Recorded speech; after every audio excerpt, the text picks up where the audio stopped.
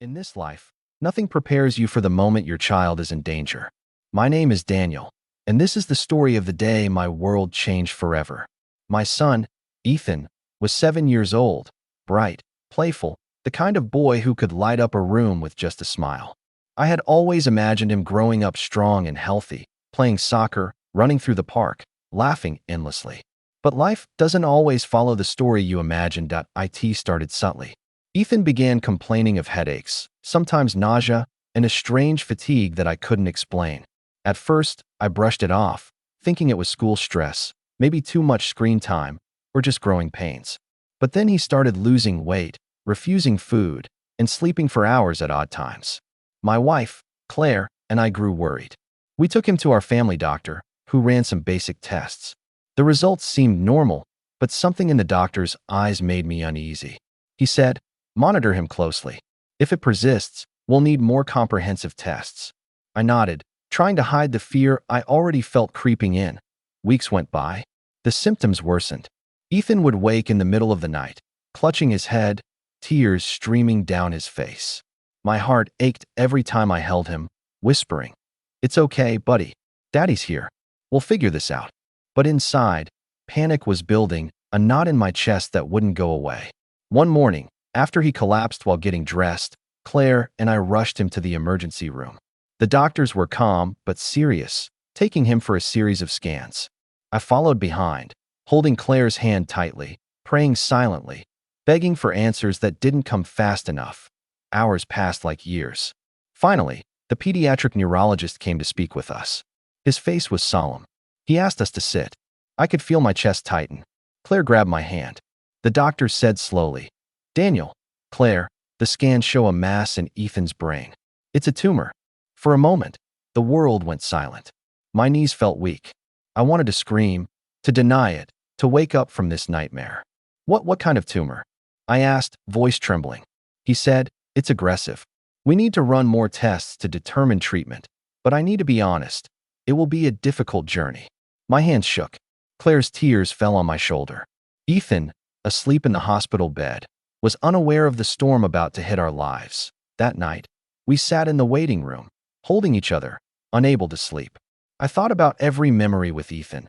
The first time he rode a bike without training wheels, the first soccer goal he scored, the bedtime stories I'd read 1,000 times. I couldn't imagine losing him, and yet I felt powerless. The next morning, the doctor brought more news. "Daniel, Claire, it's a rare form of brain cancer. We'll need to operate as soon as possible, followed by chemotherapy and radiation. The prognosis is uncertain, but we'll fight with everything we have." I swallowed hard, nodding, tears blurring my vision. I felt like the ground had been ripped from under me. Surgery was scheduled the next day. The hours in the operating room felt endless. Claire and I paced, prayed, and held hands, gripping each other as though our strength alone could protect him. The moment the doctor came out, I ran to him. He looked exhausted. He said, "The surgery went as well as we could hope. The tumor has been reduced significantly, but there's still a long road ahead." I felt relief, but it was fragile, tempered by fear.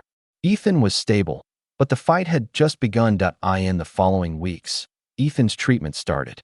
He lost his hair, his energy, his usual sparkle.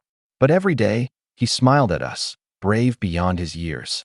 I would sit by his bedside, reading stories, telling him he was a superhero, that he could beat anything. Claire and I tried to remain strong, but behind closed doors, we cried. Sometimes, I would wake in the middle of the night and just stare at him, asking silently why this was happening to such an innocent soul. Then came the day the doctor delivered news I wasn't ready for. Ethan's tumor had returned in a more aggressive form. My hands trembled. I wanted to shout, to demand it be reversed, to bargain with the universe. The doctor said, "We'll need to try a different treatment protocol. It's risky, but it's our best option." I nodded, swallowing the lump in my throat, holding back sobs. Claire and I promised each other we'd stay strong for Ethan, even if it killed us inside. Through the months that followed, the house became a mix of hope and despair. I took time off work to care for him, and every small victory, eating a meal, walking a few steps without assistance, laughing at a silly joke, felt monumental. Friends and family tried to help, but nothing could prepare you for seeing your child fight for his life every single day. Some nights, I would pray until my voice went hoarse, begging for a miracle, begging for just one more day of normal life. One afternoon, after a particularly brutal round of chemotherapy, Ethan reached for my hand. His tiny fingers gripped mine, and he whispered, "Daddy, I'm okay." I felt my heart break and swell all at once. How could someone so small hold so much courage? I realized then that even in the darkest moments, he was teaching me strength. He was teaching me hope. But the ultimate twist, the moment that shook me to my core, came when the doctor discovered something entirely unexpected. During a routine follow-up scan, the tumor had shrunk dramatically, far beyond what the treatments should have achieved. The doctor was astonished. He said, "Daniel, I don't know how to explain this. Either the treatment worked miraculously, or there's something about Ethan's biology that's fighting the cancer in a way I've never seen before." My knees gave way. Tears streamed down my face. Claire grabbed me, whispering, "It's a miracle." I couldn't believe it. After months of fear, suffering, and uncertainty, Ethan's body was winning the battle in ways no one could have predicted. In the days that followed, Ethan's recovery was slow but steady. Every morning, I would wake to check on him, brushing back his hair, holding his small hand in mine. He smiled at me, and in that smile, I found a courage I had never known existed. Claire and I tried to carry on as normally as possible, but there was a tension in the house, a quiet awareness that every moment could change. Friends would come by, bringing meals and gifts, but I mostly stayed close to him, reading stories, telling jokes, playing little games in his hospital room. Each laugh felt like a victory, each smile like sunlight piercing through a storm. Weeks turned into months, and slowly, the doctors reduced his treatment schedule.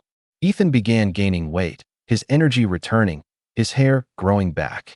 The first time he ran across the living room, laughing freely again, I collapsed onto the couch, tears pouring down my face. I whispered, "Thank you, God. Thank you for giving us more time." Claire held me, and for the first time in months, we allowed ourselves to believe and hope again. Then came the shocking revelation. During a follow-up visit, the oncologist asked to speak with us privately. I felt a cold knot form in my stomach. The doctor looked at us seriously and said, "Daniel, Claire, we've reviewed Ethan's case thoroughly. We have never seen anything like this. His immune system is responding in a unique way. His body is naturally fighting the cancer, and in combination with the treatment, it's almost eliminated the tumor entirely." I stared at the doctor, unable to speak. "Are you saying he's going to be okay?" I asked, my voice barely a whisper.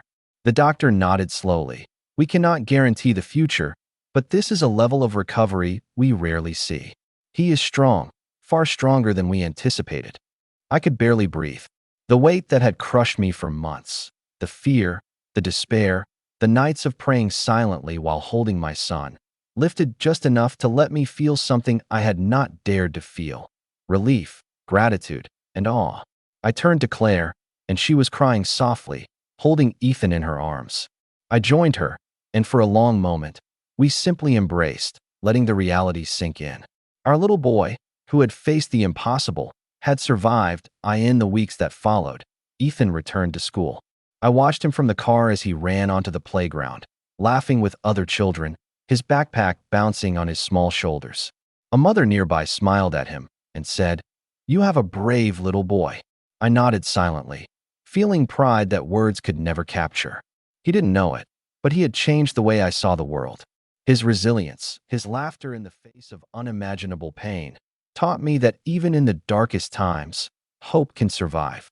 Months later, the doctor called us for a final checkup. He said, "Daniel, Claire, we are declaring Ethan in remission. The tumor is gone, and his body continues to fight off any trace. We will continue to monitor him, but you can consider him healthy." I felt my knees go weak, and I fell to my hands and knees in the office. Claire knelt beside me, sobbing. Ethan climbed onto the chair, looking at us curiously, and said, "Why are you crying, Daddy?" I hugged him tightly, whispering, "Because you're alive, buddy. You're alive." That night, I held Ethan in my arms as he slept. I thought about how close we had come to losing him, how fragile life truly is, and how miraculous it felt to still have him with us. I whispered promises I never wanted to need to make. I would protect him, love him, cherish him every single day, and never take a single moment for granted. The real lesson, the shocking truth that changed me forever, came months later when the doctor explained why Ethan had survived when others with similar diagnoses had not. Daniel, he said, Ethan's case is unique because of a rare genetic factor combined with a healthy immune system that responded exceptionally to the treatment. Statistically, the odds were low, but nature sometimes surprises us. Your son is extraordinary. I felt a chill run through me. My son, my little boy who had clutched my hand through pain and fear, had been given a second chance because his body, and somehow fate, had fought with him. Now, every day with Ethan feels like a gift. We celebrate the little things. The first time he kicked a soccer ball, the first laugh after a long day, the bedtime story he insists I read in the exact same voice. I no longer worry about trivial problems. I live for each day, grateful for the chance to watch him grow, to hear his laughter, to hold his hand. My name is Daniel. And the day the doctor told me the truth about my son was the day I learned how fragile life can be and how miraculous it is to survive. Ethan taught me about strength, hope, and the power of never giving up. And even though the memory of those terrifying months will never fade, every time I see him smile, I know that the darkness passed and we are still here, together, stronger than ever, and ready for every sunrise.